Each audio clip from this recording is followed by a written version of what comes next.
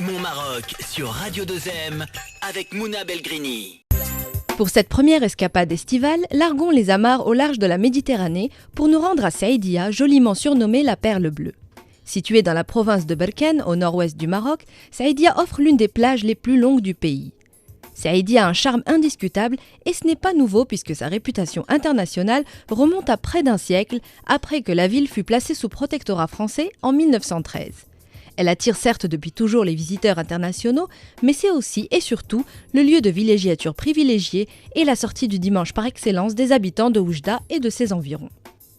Saïdia est très bien desservie, que ce soit par la mer, la terre ou l'air, et sur 20 km de superficie, elle déroule pas moins de 14 km de sable fin et doré qui longe des eaux turquoises typiques de la Méditerranée.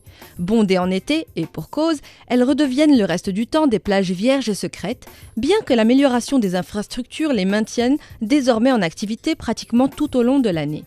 La ville de Saïdia offre désormais un parcours de golf prestigieux, une marina, des infrastructures sportives et 6 km de corniches pour se balader au gré de ses envies. De quoi satisfaire tous ceux qui rêvent de fun et de farniente. Mais si la beauté de la mer fait de cette perle de l'Oriental une douce escale, beaucoup ignorent qu'il y a bien d'autres activités à faire dans la région que de lézarder au soleil. Une activité serait par exemple de se rendre au parc national de Moulouya. Les zones humides de l'embouchure de la Moulouya de leur nom complet forment une zone à la faune et à la flore exceptionnelle, classée site d'intérêt biologique et écologique. Cette terre humide qui est salée et cernée de dunes de sable gris est l'endroit de prédilection de plusieurs espèces dont les flamants roses sont les stars incontestées. C'est une zone qui vole des tours, mais que le tourisme, la pollution et le braconnage mettent sérieusement en danger. Une autre activité serait de se rendre au Cap de l'Eau, Ras El-Ma, et pour s'y rendre, il suffit de longer la route qui relie Saïdia à Nador par la côte. Des falaises gigantesques, sublimées par les jeunes villageois qui font des plongeons des plus hauts points de Ras El-Ma pour impressionner les visiteurs. Toujours en se perdant dans la région, la falaise de Rabqoum El-Bez qui fait face aux îles Chaffarin est une halte recommandée pour immortaliser en quelques clichés artistiques l'un des plus mémorables couchers du soleil du royaume. Il est d'ailleurs impossible d'établir une liste exhaustive des choses à faire et à voir, tant chaque sentier et chaque chemin peut déboucher sur un véritable trésor, tel que la plage de Sid el-Bachir pour ne citer qu'elle.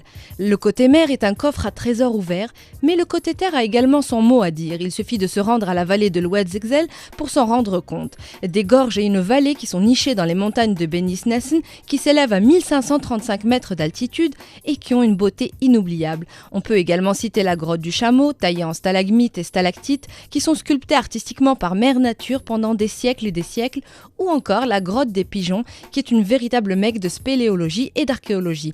Alors, il est cependant bon de noter que ces deux grottes ne sont pas toujours accessibles au grand public et qu'il serait bon, avant de s'aventurer le long des routes sinueuses de montagne, de se renseigner auprès d'un guide local.